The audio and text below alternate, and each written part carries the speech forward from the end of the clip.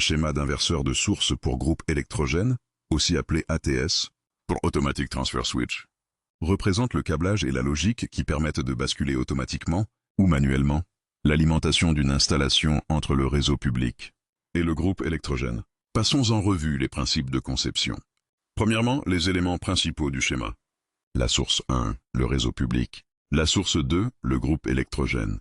L'inverseur de source, qui peut être automatique, avec commande électrique et relais, ou manuel, via un simple commutateur rotatif.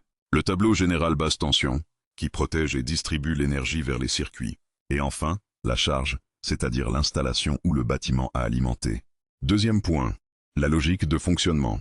En temps normal, la charge est alimentée par le réseau public. Si le réseau est coupé, l'ATS envoie une commande de démarrage au groupe électrogène. Dès que le groupe atteint une tension et une fréquence stable, l'ATS bascule l'alimentation sur la source groupe.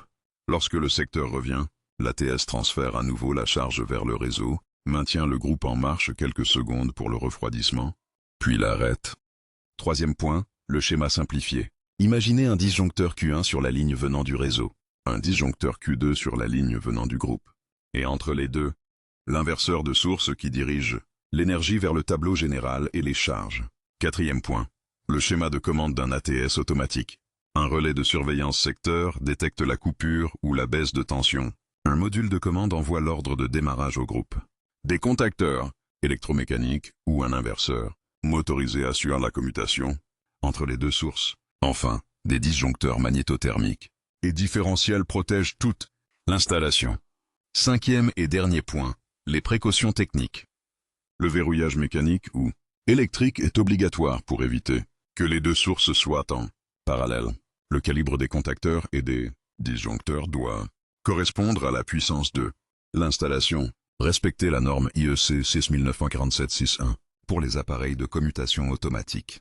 Calculer correctement la section des câbles en fonction de la puissance et de la longueur de la ligne. Et surtout, assurer une mise à la terre commune pour protéger les personnes et le matériel. N'oubliez pas, K1 et K2 ne doivent jamais être fermés en même temps. Prévoyez un délai de transfert de 5 à 10 secondes avant de connecter la charge au groupe. Et calibrez correctement vos protections pour éviter les surcharges. Avec ces éléments, votre installation sera fiable, sécurisée et conforme aux normes internationales.